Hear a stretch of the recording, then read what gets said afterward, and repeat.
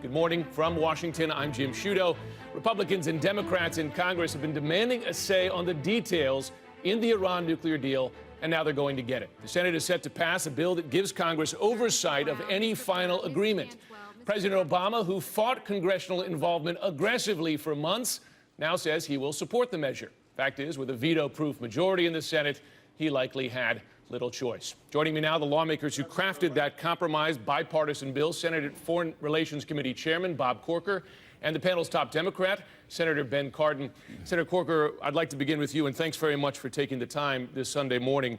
In his press conference on Friday, the president, we were listening very closely, at a minimum, did not give an explicit commitment to the phased removal of sanctions on Iran, and this had been, to this point, a commitment from the president. He used the language lessened, but wouldn't talk about it being phased in. Is the president, in your view, capitulating to Iran on this issue? Well, Jim, it's hard to know. One of the things that people may not know is that 4 times over the course of the last, since 2010, Congress has put in sanctions. We put them in place.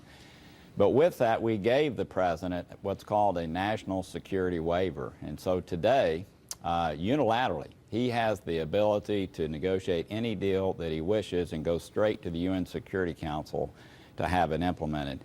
What Senator Cardin, myself, and so many others have said is that we want to understand, Jim, whether what he just said is the way that it is or not. So before he's able to lift the sanctions that we put in place, we've passed a piece of legislation out of the committee and hopefully across the floor into the House.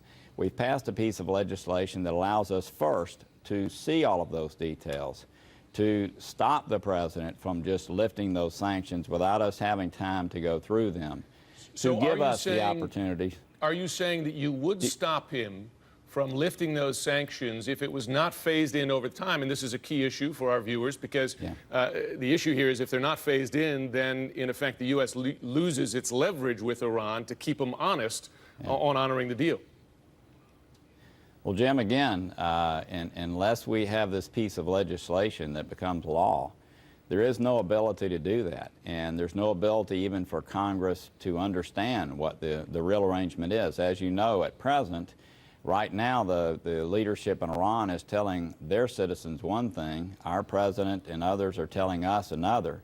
The only way we'll ever know what are the details, understand what is in the classified annexes, is for us to pass these pieces of legislation that are before us, because otherwise we may never know until way after the fact exactly what the agreement is. So look, I think it's very important, yes, that the sanctions be phased, so that we see how Iran is behaving and that whether they're actually living up to the arrangement, that we're building trust. But no, to alleviate those on the front end obviously just gives them immediately more money to conduct terrorist acts throughout the Middle East and to continue the hegemony that they've been involved in for the last several years. So let me ask you this. Your compromise bill passed committee 19-0. Our reporting is that it has a veto-proof majority in the broader Senate. So assuming that becomes a reality and it passes, and you then have this oversight, without a firm commitment to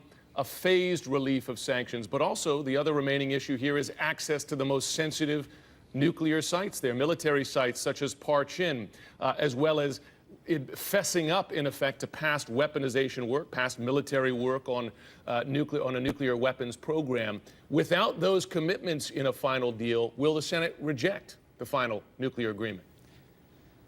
Well, again, Jim, we'll see. This first piece that Senator Cardin and I are working on at least gives the Senate and the House of Representatives an ability to have a say, to see the deal in advance, to pause the sanctions lifting until we have the opportunity to do that, and to make sure that if there's a deal, it's complied with. So that's what's before us now. The actual content of an agreement will come before us later. And we'll have the opportunity to discern these things that you're asking right now, all of those things. I mean, one of the biggest concerns that people have is that Iran today has the ability through covert action to do anything that they wish. And there's a lot of questions right now when you start teasing out the details from Secretary Kerry and others.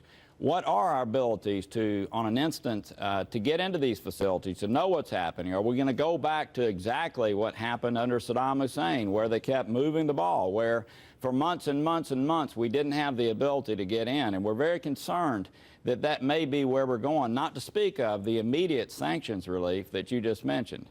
But none of this will matter unless we pass this piece of legislation that actually allows us to know. Again, the public will never see the classified annexes. And I think on their behalf, they want someone, they want Senator Cardin, myself, our colleagues, the 98 others who will have the opportunity to do this, to actually see those details prior to the sanctions being relieved, to be able to debate those, and certainly to be able to make sure that they comply. So look, the first step is a process that puts Congress back in place. And again, Congress has given that away already.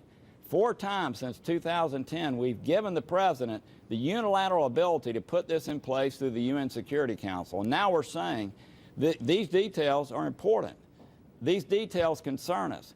These details could destabilize the Middle East, could threaten Americans. And so now we're saying we want to reinsert ourselves back into this process. And without this legislation that Senator Cardin, myself, Senator Menendez, Senator Kane, so many members on our committee have put in place, without this legislation, we will never have that opportunity. Let me ask you about this big picture. You've been involved in this from the beginning. I've been reporting on the negotiations for the last 2 years.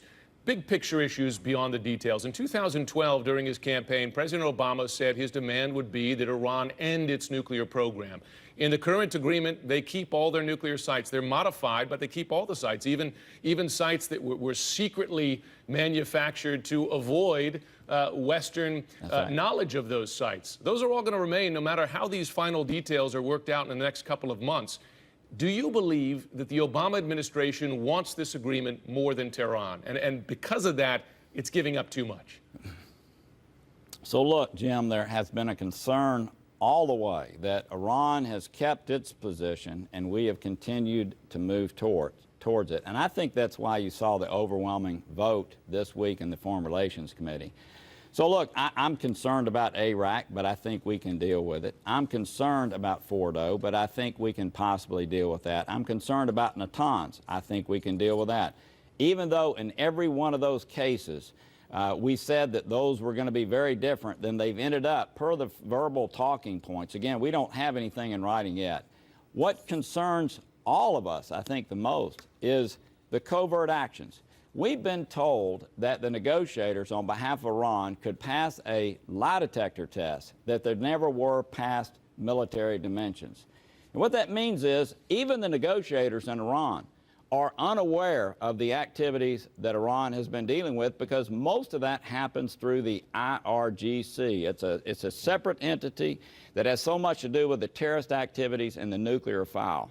So we're concerned that if the negotiators don't even know, on behalf of Iran, all the things that Iran has been doing, how are we going to know? How are we going to have the ability to get in and on snap inspections, get into the military facilities, make sure that covert operations aren't underway? So, Jim, this is of significance, huge significance, biggest geopolitical arrangement that possibly will be entered into. And right now, the president has absolute free hand to implement because Congress gave him that ability through national security waivers. What Senator Cardin, myself, so many others on the committee, people like Lindsey Graham, John McCain, Kelly Ayotte, off the committee have been pushing for some time, is our ability on behalf of the American people to make sure that this is transparent, that we see it, that Iran is accountable, and that we have the ability to enforce this. I think this is a minimum that we ought to be doing. I'm thankful that it looks like we're at least beginning in a very strong position to move it to the floor, and I hope it will become law.